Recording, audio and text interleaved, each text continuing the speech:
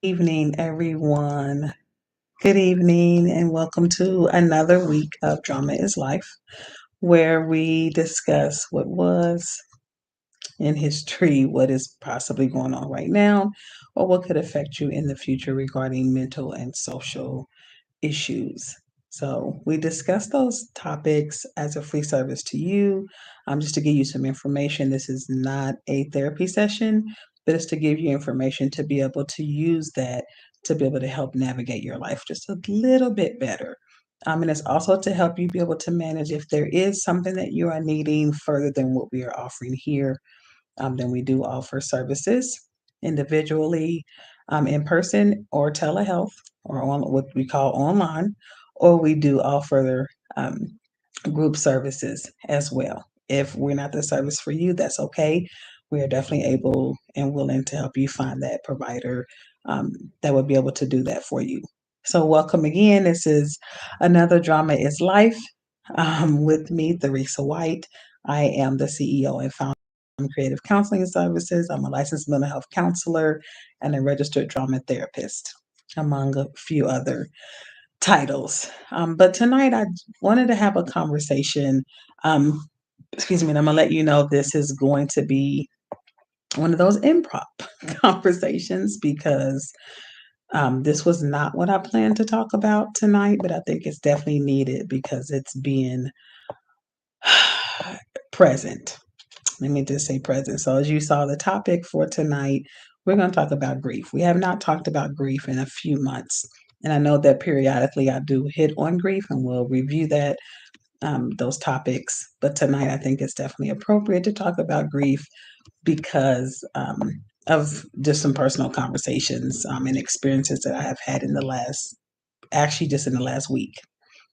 So, um, all of us have experienced grief at one point in time in our life, whether we have lost a loved one, um, whether family, friend, you have lost a relationship, a bond with somebody, or that relationship ended, a job, something important has shifted or changed in your life. And so that can bring up what we would call emotions or feelings regarding grief. Are related to grief.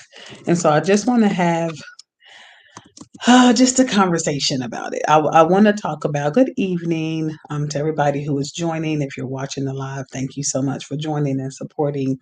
You can definitely catch us weekly. You can always like, subscribe to the page, and what we talk about, you will be able to see those every time that they come up. So there are many different responses. So if you have heard me talk about grief in the past, you know that there are many different responses. Generally, you may hear of Kubler-Ross's stages, or what they call the 5 stages of grief. Um, Grief is not necessarily in stages 1, 2, 3, 4, and 5, and they are never clean that way. But there are stages or responses, I like to call them responses to grief. And so I just want to talk about one of those. So, in a conversation that I was having with my husband actually last week, we were just talking about some loved ones that have passed away in the past several years of our life and just our own personal responses to those, just in a regular conversation. Or maybe not regular, but just in a conversation. And so um, it made me think about that because it's not only come up when I talked about it with him, but with other people talked about it. And that response is generally numbness. So the feeling of being numb. And so let me explain that feeling that you care about what has happened or the news that you were um, given, but your system, as we call the body, emotion, our mind, our heart, the system just is not responding the way you think it should. It's, people may be around you crying or maybe angry. They may be having different emotions. And sometimes it's like you don't feel anything. You are in disbelief. um, and I say that because I got some news about a loved one this past weekend. And my initial response was like, and sometimes numbness can come up like you're asking questions. and it can mirror denial, but it's not the same as denial. Numbness is not even having a response at all. You just are sitting there still trying to actually allow the information to hit your system that this has happened or that this has occurred, this loss has happened. And sometimes it's not happening. And I will, as I was explaining to when I was talking to my husband about actually our former first lady, our pastor's wife who had passed away, and a really close mother of ours. I mean, a lot of people in our church passed away in very short periods of time. Um, and so the responses sometimes definitely happen, or the different responses, or feeling this numb response can happen depending on where you were when you heard the information, what was happening emotionally for you when you heard the information. So the same way when we talk about any response, generally it's predicated on what is happening in my environment before I even get it, and how did I find out? And that can definitely have an effect on how you respond. And so, a few people that I've talked about with my husband, or that we were talking about that we have lost over the years, and just our responses actually were very similar.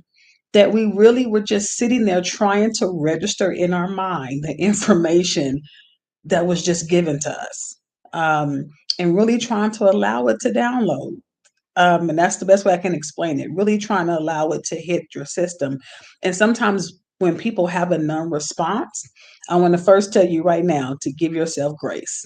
Grief does not have, there's a books that tell you, kind of how to manage, but nobody can really give you the step by step to how to manage emotions or how you're going to respond. You don't know because you are not usually prepared. Even when you know that someone may be ill or about to pass away, or they are at the end of their life, and may happen. And even as I think about as a grandparent, as I talked to you guys about earlier, of my grandmother passing away, she lived a long life, lived well, but still hearing the information, I was still, my response to my loved one who told me was, "No, you're not serious." And of course, they got upset at me. And I'm like, "No, I'm not meaning that to be rude, but that's just my brain trying to allow the information, my system trying to allow that the pain of that reality to hit me." Um, and sometimes that's the numbness is there because it's your system is like, I don't, it's a safety mechanism. I'm not trying to allow the pain to hit me. I don't want this reality to be reality. I don't want this to be the case. And so I can't handle it at this moment. And so it's kind of like you kind of just go zonk, or what we say is kind of like, people call it, um, what's the word I'm looking for? Where people like daydream or kind of like mentally leave. That's sometimes how your system is. Like your nerves are like, I can't take that in. That may be too heavy for us at this moment. I need a slower time, or give me some time to kind of process that. And so sometimes you are just sitting there for days, hours. Some people for the first few hours they're numb. Um, some people for the first few days, some people for the first few weeks, even throughout the, if they have a home going or a funeral service, can still feel numb to the reality that this person is no longer with you. And so it's really hard because your system is like, I don't want the reality of this pain, and I'm trying to protect myself from taking all of that in at once. And so it kind of, gives you doses. And so as you're processing of like, and and ways to help with the numbness, because numbness depends on your own system. And so with information that I have heard um, recently, not only just in this past week of a loved one, um, but just even I looked at my past in general, just past history, my initial response, as some people's initial response may be to start crying. My initial response is really just trying to take in the information. Did I hear that right? That can't be true. And so sometimes, as I was saying before, you kind of wave into numbness to denial. And denial is not like it's another way of like your system not trying to receive the pain, or the impact of the pain, of the perceived impact of the pain, but it just may be, I don't want this to be true.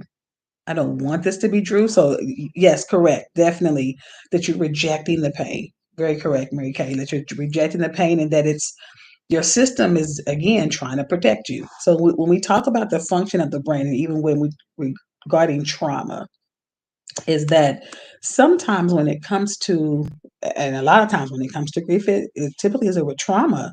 For some people to be able to hear that, depending on where you were, how you were feeling. There's been times that I have heard um, of the loss of a loved one just waking up out of sleep, or first thing in the morning, when that's the first message that you may hear. Sometimes you may hear it when you're in the middle of a really, really good feeling or a really good time. And it doesn't matter either way, or how the person may feel it. It depends on how their system may take it. But where you hear it can definitely affect whether you feel numb, whether you feel angry, sad, etc. Um, and so I just wanted to have a conversation about that. Um, that numbness is a response to grief, and it is actually a common response. More people than not have a numbness to the effect or the news of losing a loved one, and especially the numbness can come depending on how tragic the information or how tragic the situation was. So if it was like a homicide, a suicide, it was abrupt, um, or death is never convenient, loss is never convenient. But it depends on, again, opposed to or compared to a grandmother or a grandparent who is 101 years old. Yes, it still may hurt. You still may miss that person, but you can typically take in that news, take in that information when you know that they've lived a good life, and they're like, okay, they live long and they are ready to go. As some people may say about their grandparents or loved ones who are typically past 90. People are like, well, they were older. Yes, it still hurts me. I still miss them, miss their laugh, their cooking, their conversation, etc.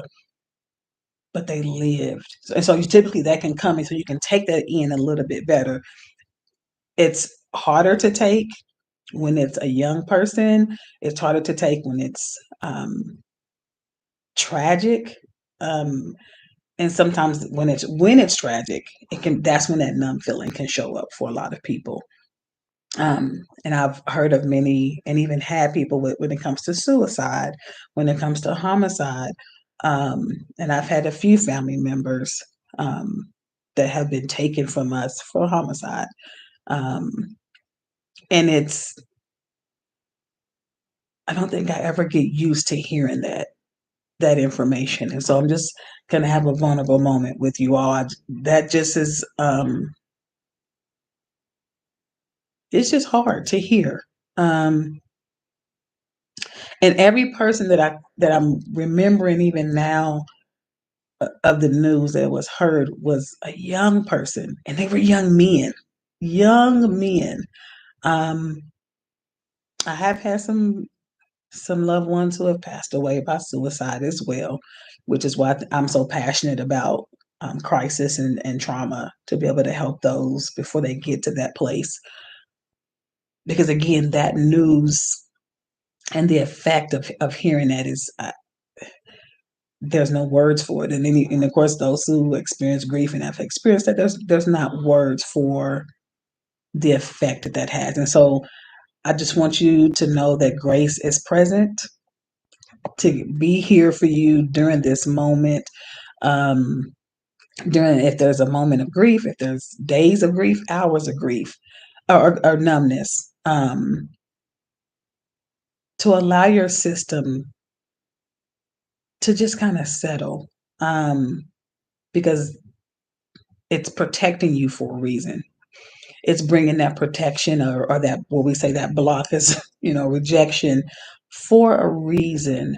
Um, but I do want to say, don't stay in numbness, because again, in any response of grief or any response to anything, A continuation of anything for a long period of time is not good for anybody, anyone's system. Even when we talk about what we would consider a positive emotion, which there's no such thing as a positive emotion, but what people may consider a positive emotion like happiness or excitement, continued happiness, continued excitement for a long period of time is not healthy. So any emotion, continued anger, continued stress or sadness, rejection, whatever the emotion may be, a continuation of that feeling is not healthy. Now, allowing it to come in, allowing it to, you acknowledge that it's there.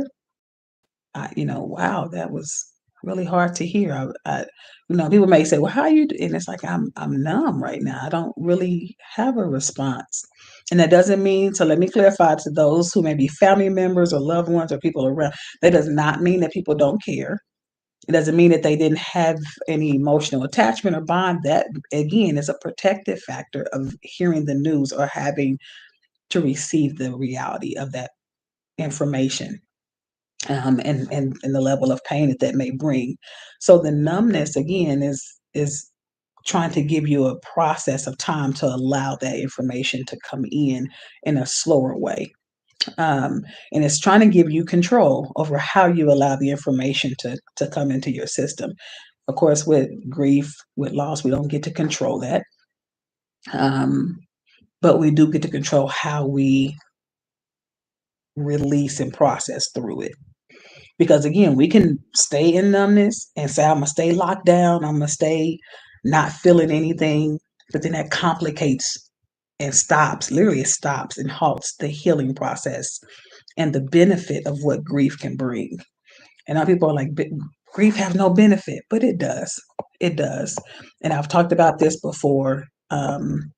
And it reminds me every time, and unfortunately, I've lost a lot of people in my life. Sometimes I think I get tired of, and I won't say tired, but I don't, I do feel like sometimes I get tired. So I will be honest and say sometimes I get tired of hearing that people are passing away.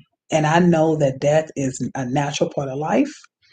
But again, that reality sometimes can be like, oh my goodness, no. Can I just have a period where nobody is passing away? And that's not necessarily a reality piece, but that this is a hope that sometimes you can have, that I don't want to hear about a loved one passing away. I want us all to stay alive and stay healthy and stay enjoying life. That's not always the reality. From infancy, and not even before infancy, before babies come out, all the way up to, the elderly. People die at all ages. People die before they even truly are formed in the womb. People die when they come out of the womb. People die all the way up until, past 100. So I understand that death is a natural part of life. It's a painful part of the process, but it also can be a sobering part of the process. And numbness is also there to help you sober up to what is happening. And so again, everybody grieves different, as I said, and circumstances around it can have an impact on it. Um, so if it was tragic, and recently information that I've heard about a family member is definitely tragic. And so um, as these last few days, I've just been kind of trying to allow my system to take it in and to process. Um, I want you to know that when I'm telling you the things to help manage it, it's not things that I don't know. It's things that I know that I've actually walked through and been able to process for it myself. So acknowledge that numbness, um, and don't try to shut it down and push it away and ignore it, because again that complicates it. So just simply giving yourself the grace to acknowledge and say, "Wow, that's hard. That's painful." That's shocking, whatever the emotion may be, you can clarify for yourself and make that statement. But actually releasing that out loud. Sometimes it's hard to, I can't believe this. This is, oh my goodness, this is ridiculous, or um, this is just outrageous, sad, whatever your statement may be. Sometimes you may say, I don't even have the words for that, which was what my response has been um, the last few days. I don't even have a words right now. But that's okay to even verbalize that. Is I don't have words. I'm numb. I'm shocked. I'm trying to breathe. I'm trying to again. And sometimes your system will show that because you'll see that your breath will catch, and people will be like, "Well, breathe, Theresa. You're not breathing." You're like, "Oh, I'm not. I thought I was." That's also again that response. And so when we acknowledge that, the same way you release that breath, that you release slowly, and you continue. Just like grief is like breath. Um, Sometimes it comes in and it hits you, and you're like, "Whoa, I didn't realize that was going to be as heavy as it was." But that again, don't hold it because you hold it too long, just like a breath, it'll be stressful and it will harm you. So you have to release. You have to release. In the same way your system is going to forcibly release breath, it's going to try to definitely forcibly release any tension, any pain that you're holding on to for long periods of time, because that's not the purpose of grief. And so I didn't want this to be long. I just wanted to say to anybody who's grieving, anybody who has recently, and not even just recently, but just have had a response and can um, be able to connect with that to say, yes, I've had that response. I've felt numb and may feel numb still, and sometimes when I think about that loved one or their situation. I want you to allow yourself when the emotion hits, if there's sadness that hits or if there's anger that hits, again, don't try to go back to numbness. Allow it to allow it to flow through, even if it's in small spurts. I'm not saying that you have to be, at work and people say, I can't fall apart or, that kind of thing, but find you a safe space. And if tears is what comes up, allow the tears to flow.